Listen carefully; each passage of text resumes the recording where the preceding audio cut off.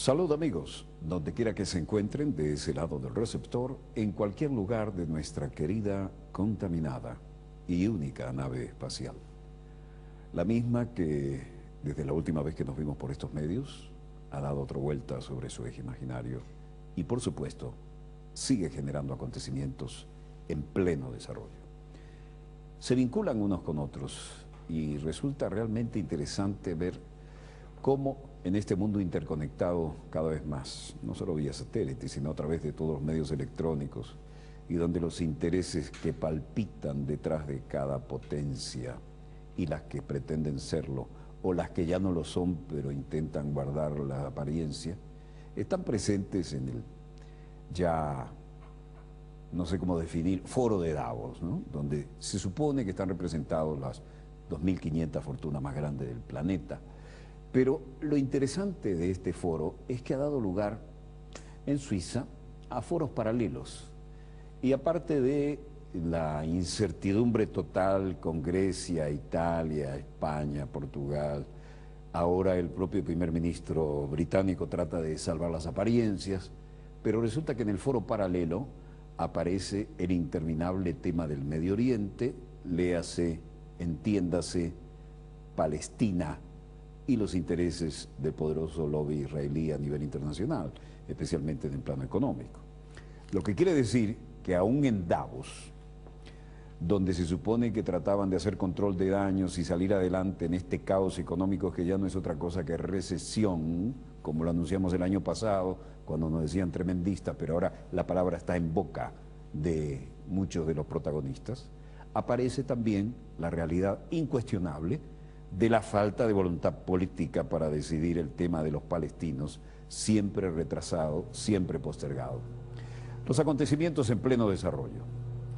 Y el muro, el tristemente célebre muro que ha construido Israel, jugando a dialogar, pero a dibujar sobre el mapa, y los asentamientos que crecen como hongos cada vez más grandes. El muro de Berlín era algo así. Lo crucé 2 veces en el Charlie Checkpoint. Esto se pasa. Un viejo duro halcón, Landau, vuelve a aparecer paralelamente a la situación internacional. Y el ministro de Infraestructura dice, es ridículo escuchar a Abu Mazen, el nombre de guerra del presidente palestino Mahmoud Abbas, diciendo que las conversaciones básicamente han comenzado y que se ha impuesto un punto muerto a los palestinos. ¿Qué es lo que quieren? Una clara delimitación de las futuras fronteras ahora debería estar lista y las conversaciones deberían comenzar. Antes de las negociaciones no puede haber. Las cosas tienen que ser en las negociaciones en un toma y dame. Alguien da algo si necesita algo en retorno. No sé si notaron el pozo petrolero que tenía como reloj en el escritorio, ¿no? En Ramallah, mientras tanto, y en Jerusalén, aquí están el tamañito del muro, vean con referencia a los altos de autobuses y los controles de seguridad, siempre en manos de los soldados palestinos, y aparece Ana al-Sharawi, hacía tiempo que no la escuchábamos, inspirada. شكل المفاوضات وليس بالالتزام بمتطلبات المفاوضات لإنجاحها. وبالتالي هناك اجتماعات للقيادة السياسية الفلسطينية وهناك أيضا اجتماعات عربية. Israel solamente está interesada en aparecer que negocia y no toma requerimientos para cumplir con las negociaciones y para que éstas tengan éxito. De todas maneras, el liderazgo palestino se está reuniendo, los árabes buscan en febrero 4 algunas decisiones y también hay discusiones para terminar de hacer el lugar necesario para que haya resultados concretos. Pero la puerta siempre está abierta para Israel y otros. El tema principal es forzar a Israel a cumplir de manera responsable. Benjamin Netanyahu ante la Knesset dijo, continuamos las conversaciones con los palestinos y le llamamos a ellos a que no abandonen las conversaciones. Yo todavía no le llamo negociaciones, pero no abandono las conversaciones. Una cuestión ya de semántica, ¿no? Porque el voto de la extrema derecha, vean el murito. El muro de Berlín se quedaba pálido. Catherine Ashton sigue haciendo el esfuerzo de paz en el Medio Oriente y como enviada especial de la Unión Europea no improvisó. preparó una declaración y desde luego esto tenía mucho que ver con el drama que representa el estancamiento allí. Soy realista acerca de este tema, pero apasionada de tratar de lograr conversaciones y con un incrementado potencial de genuinas negociaciones. Para eso necesitamos que tomen parte los dos lados. La Fuerza de Seguridad de Israel en todos los puntos de control y en Davos, allá en la pacífica ciudad más alta de Europa, donde los millonarios van a esquiar, también se reflejó el tema del Medio Oriente porque no es poca cosa en la agenda internacional, ¿no? Allí el presidente candidato a la presidencia, siempre candidato, pero por ahora él lo niega, Amr Moussa, el ex candidato de la Liga Árabe, dice, bueno, hay un consenso nacional respecto al control supremo de las Fuerzas Armadas. Ahí aparecía también el tema de Egipto, ¿no? Y de todos los partidos, todas las partes involucradas, los círculos políticos, para transferir el poder a un consejo, una autoridad civil electa democráticamente, lo que tendría lugar a finales de junio, no más allá de junio. De todas maneras, estamos de acuerdo en que el poder tiene que ser transferido, pero a una autoridad electa, significando esto un presidente que pudiera ser electo por el pueblo durante el mes de junio. Tal vez sería mejor que tuviera lugar antes, pero tenemos que estar de acuerdo que no más allá de junio. Amr Moussa, candidato presidencial egipcio, ex titular de la Liga Árabe, dice, en ausencia de cualquier paso serio en el progreso y cualquier cambio de actitud de política, tenemos que pensar en la decisión de que el tema palestino debe ser objeto, porque no tiene sentido continuar a hablar y hablar y hablar en una manera de círculo vicioso. Queremos resultados, un proceso de paz que no marcha, no sirve para nada. Tienen que actuar con seriedad, no estamos jugando. We believe in a serious peace process because we need peace, but we need peace seriously, not jokingly. Enojado Amr Moussa porque evidentemente no hay del lado Israel una respuesta abierta a la actitud árabe. En Davos también estaba Ehud Barak, y Ehud Barak en este foro paralelo, donde estaban Gordon Brown y otros de los líderes como Jean-Claude Trichet, dijo, a largo plazo encuentro que la primavera árabe es uno de los más inspiradores movimientos. Todos están parados sobre sus propios pies, destruyendo a los dictadores, reemplazándolos con la voluntad del pueblo, pero deberíamos ser realistas. Al término medio, nada puede cambiar necesariamente para lo mejor. Las sociedades árabes no son del tipo realmente colectivo y los regímenes que hoy tienen lugar en Europa no se parecen en nada, y esto debe entenderlo el Reino Unido y Estados Unidos.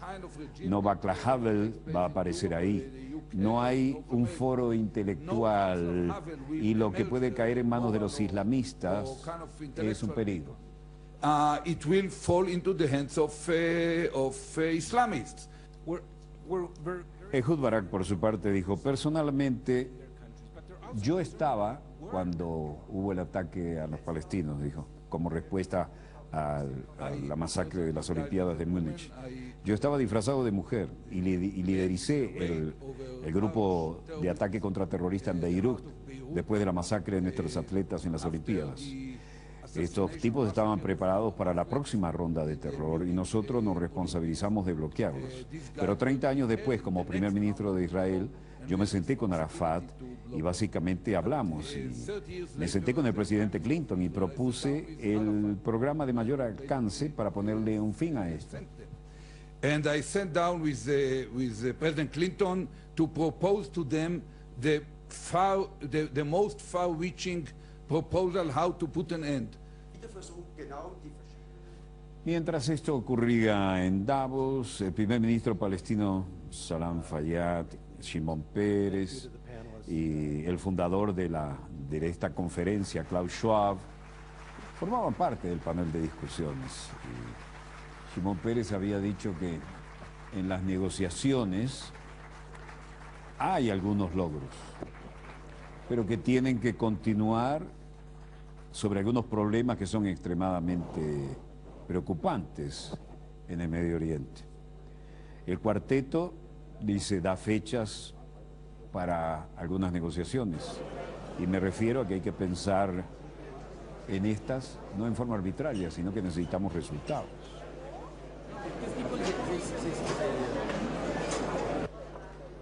Mientras esto se decía sobre el Medio Oriente, en Davos aceptan que China ya es, por su naturaleza y su importancia indudable, un nuevo miembro del club. Y aquí estaban Klaus Schwab, en la discusión del panel, Fayyad, Shimon Peres.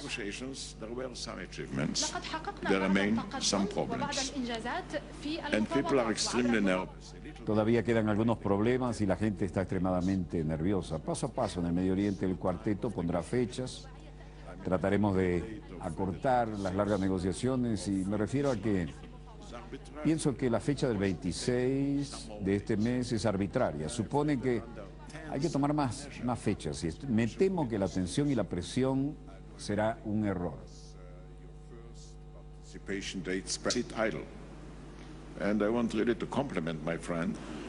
Estoy convencido de que habrá paz entre los palestinos y nosotros basados en la solución de dos estados. Pero de esto no tengo la menor duda. Do you feel we are close? Can we do it? El primer ministro palestino Salam Fayyad dijo: en materias prácticas pienso que va a haber inmediatas consecuencias de la llamada primavera árabe para favor de nuestra causa. Somos fundamentalmente consistentes con nuestra causa y hemos sido marginalizados de una manera sustancial. Thank you.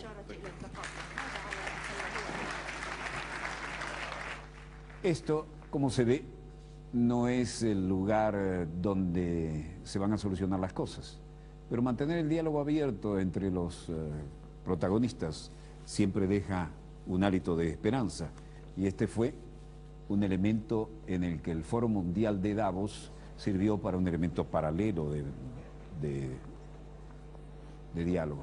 Y quien aterrizó en la realidad y trató de hacer control de daños y se conforma con mucho menos de lo que habían hablado en cumbres anteriores, es el primer ministro del Reino Unido, David Cameron, que en realidad hizo un discurso como para consumo de a bordo, ¿no? Como para quedar bien con la Unión Europea, pero quedar bien sobre todo con su descontento electorado a nivel interno en el Reino Unido. Todos tuvieron su oportunidad y su uso del podio. El primer ministro explicó que no firmaría un nuevo tratado de la Unión Europea, a pesar de que con su firma pueda quedar excluido del endurecimiento fiscal. No he visto esos movimientos porque las condiciones que pusimos son las condiciones que pusimos y no se ha avanzado, por lo que no veo que haya progresos. El primer ministro David Cameron ha asegurado que el Reino Unido no debe preocuparse por estar fuera de las cuestiones de la zona euro, y ha asegurado que no firmará el nuevo tratado que endurece los controles sobre el déficit de los estados. Sorprendente.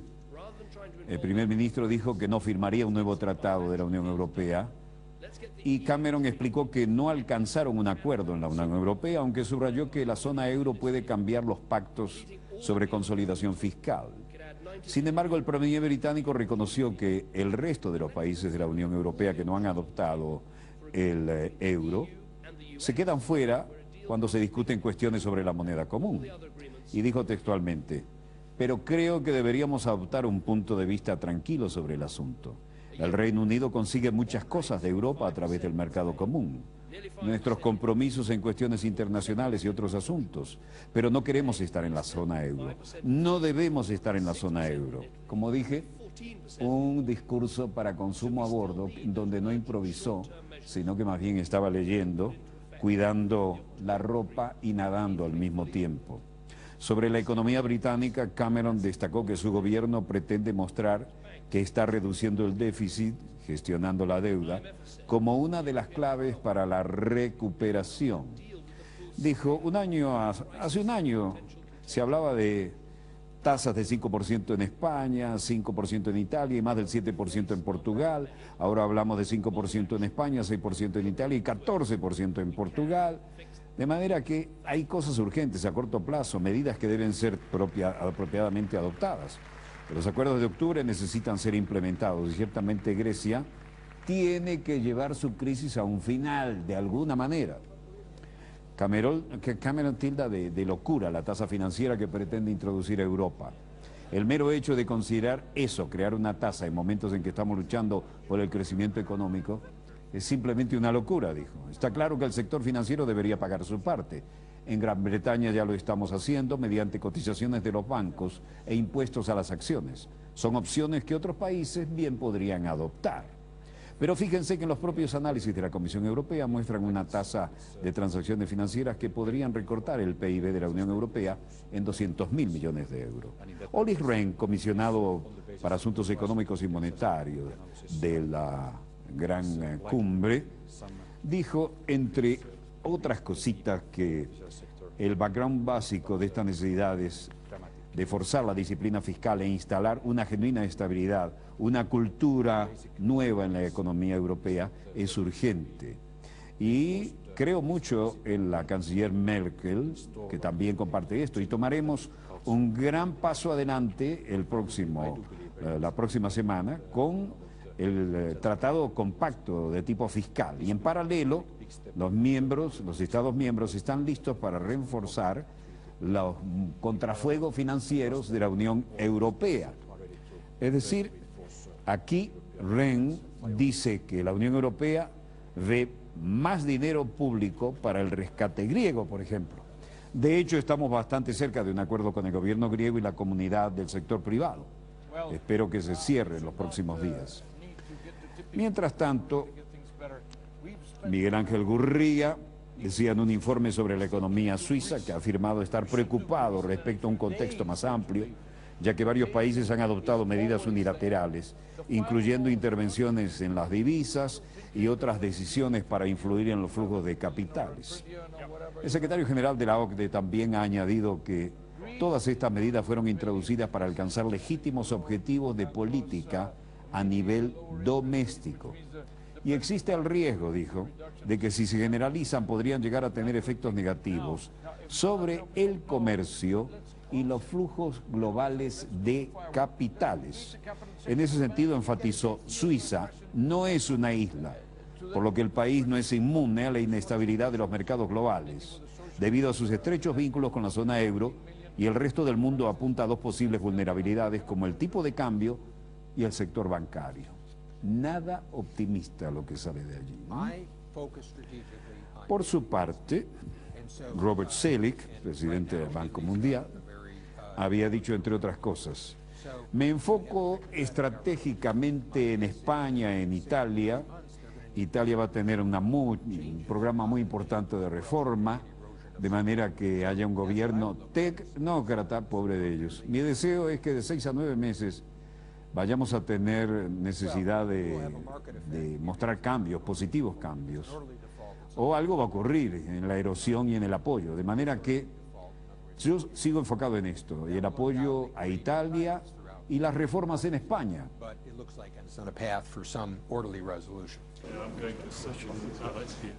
Mientras los que manejan, manipulan o dicen creer en esto, los ciudadanos griegos están hartos de la troika, es decir, Fondo Monetario Internacional, Banco Central Europeo, Unión Europea, y le dan la bienvenida bloqueando el principal hotel de Atenas, diciendo fuera de aquí la troika, troika fuera de Grecia. La troika, dicen, es un gobierno de coalición de partidos políticos de la Unión Europea. Todos tienen una meta común y estamos en el mismo campo. Lo que queremos es, Dios quiera, que haya progreso y bienestar. Luego el movimiento del partido PAME, de orientación comunista, los trabajadores de esta unión, afiliados al Partido Comunista, organizaron protestas contra las reformas de austeridad y el paquete neoliberal que le están metiendo a todos los griegos. Y el grupo de sindicalistas bloqueó en Atenas el hotel donde están los inspectores que vienen a ver cómo cumplen con el paquetazo neoliberal. Fuentes policiales dicen que los sindicalistas que portaban una pancarta con el mensaje "La Troika fuera de Grecia" suspendieron su protesta como a las 8 de la noche. La salida del hotel ya estaba despejada. Los inspectores exigen a Atenas la reducción inmediata del costo salarial, la reducción del salario mínimo, la elevación de contribuciones extraordinarias y la reducción de los acuerdos salariales colectivos, casi nada, ¿eh? También exigen que si hasta el fin de semana no hay acuerdo en este asunto entre los sindicatos y las patronales, el gobierno tiene que tramitar una ley para reducirle el sueldo a todos. ¿Qué tal?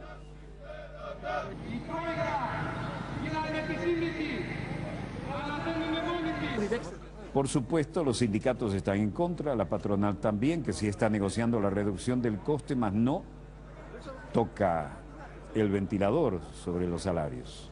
Mariano Rajoy, llegando a la Cancillería en Berlín, alfombra roja. Pero aquí el encuentro no es precisamente en la capital, sino en Frankfurt. Eso lo harán después. La alfombra roja estaba en un entorno diferente. Nosotros proponemos a la Comisión Europea que haya fondos que sean utilizados para generar trabajo, dijo. Queremos brindar esto en el debate que tendremos lugar con ese motivo.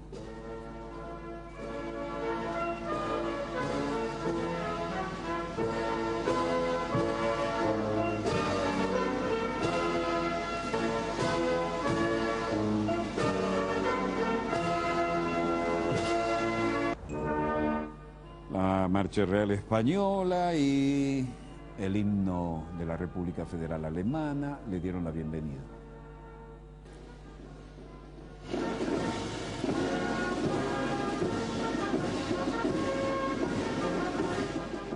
Todo el mundo con uniforme de invierno, Rajoy sacando pecho sin abrigo, buscando en todo momento el apoyo de la canciller Merkel. La llamó Ángela en castellano un par de veces y llegó lleno de promesas de caerle bien a la línea ortodoxa alemana, y dicen que no pidió prácticamente nada a cambio.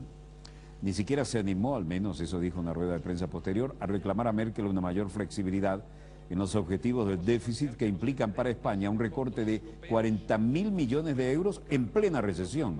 Dedicados a la generación de empleo, es decir, los excedentes de fondos que se puedan dedicar a esto, lo vamos a plantear y vamos a pedir que se debata el próximo lunes. Esa meta de los 40.000 millones de euros en plena recesión, el propio gobierno sabe que es imposible. Mientras tanto, mientras Rajoy se hacía como muy partidario de la política de Alemania, la señora Merkel decía que estamos apoyando a España y su propuesta sobre fondos estructurales, también los fondos sociales en la Unión Europea, tienen que estar a la mano para crear empleo y especialmente trabajos para la gente joven. Necesitamos un crecimiento común. También quiero decir que voy a buscar apoyo legal y asesoramiento en el Consejo Europeo para tratar de que España escriba lo que la Unión Europea espera.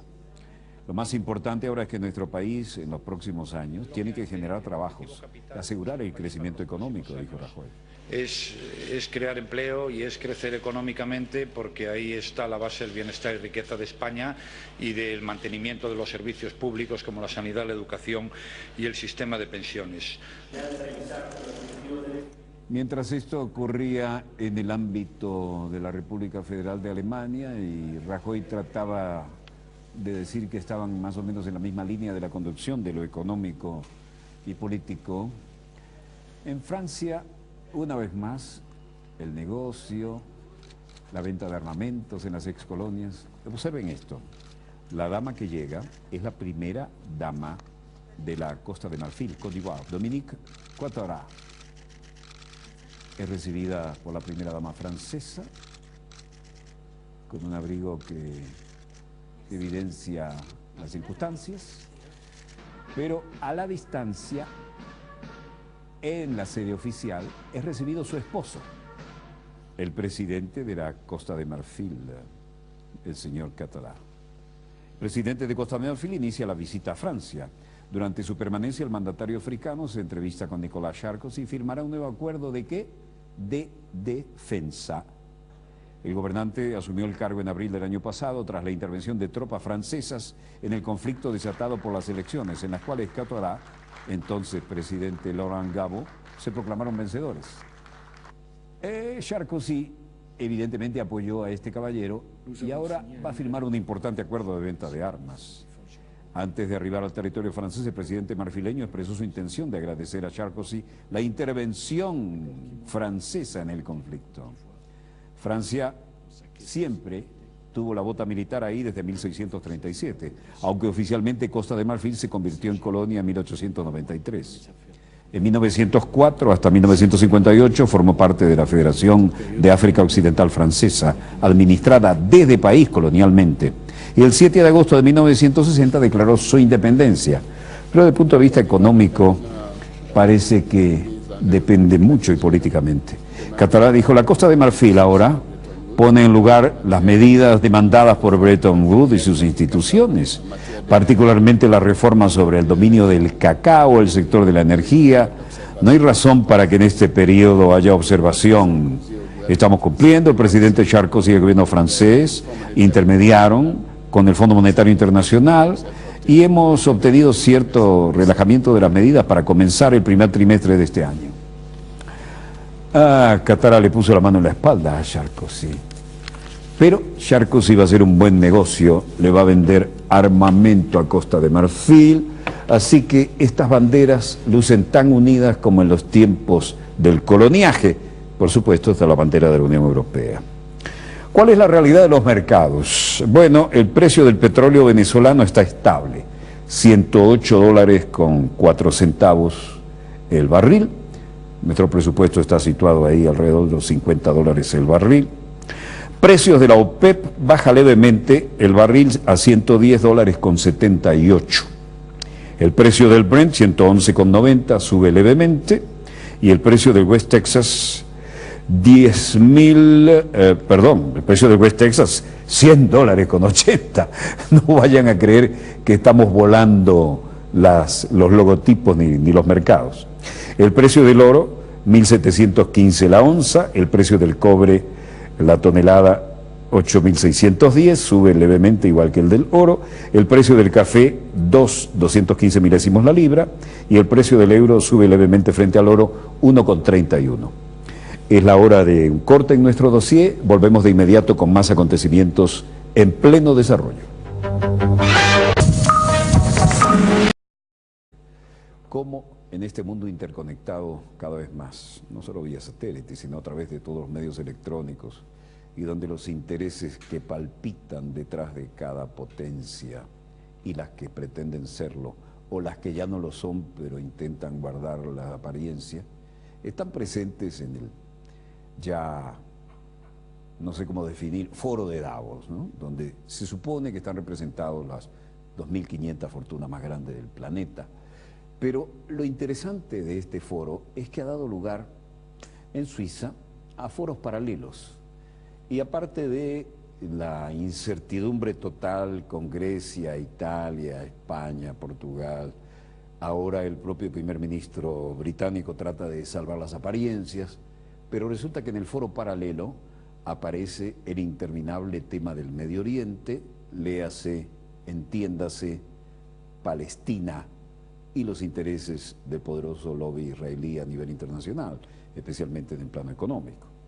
Lo que quiere decir que aún en Davos, donde se supone que trataban de hacer control de daños y salir adelante en este caos económico que ya no es otra cosa que recesión, como lo anunciamos el año pasado, cuando nos decían tremendista, pero ahora la palabra está en boca de muchos de los protagonistas, aparece también la realidad incuestionable de la falta de voluntad política para decidir el tema de los palestinos, siempre retrasado, siempre postergado. Los acontecimientos en pleno desarrollo.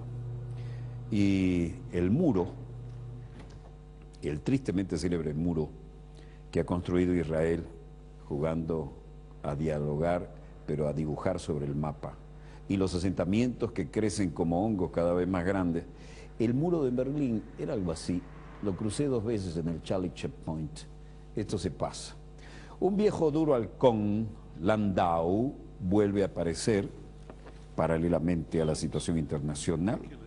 Y el ministro de Infraestructura dice, es ridículo escuchar a Abu Mazen, el nombre de guerra del presidente palestino Mahmoud Abbas, diciendo que las conversaciones básicamente han comenzado y que se ha impuesto un punto muerto a los palestinos. ¿Qué es lo que quieren? Una clara delimitación de las futuras fronteras ahora debería estar listo y las conversaciones deberían comenzar. Antes de las negociaciones no puede haber.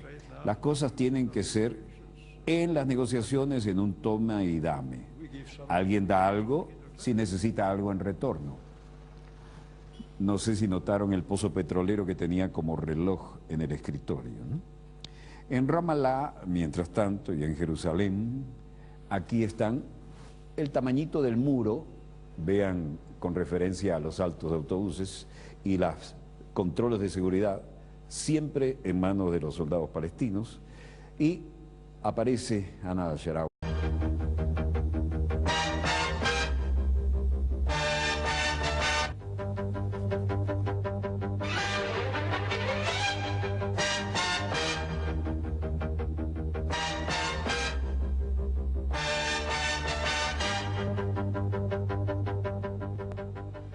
Salud amigos, donde quiera que se encuentren de ese lado del receptor, en cualquier lugar de nuestra querida, contaminada y única nave espacial. La misma que, desde la última vez que nos vimos por estos medios, ha dado otra vuelta sobre su eje imaginario y, por supuesto, sigue generando acontecimientos en pleno desarrollo. Se vinculan unos con otros y resulta realmente interesante ver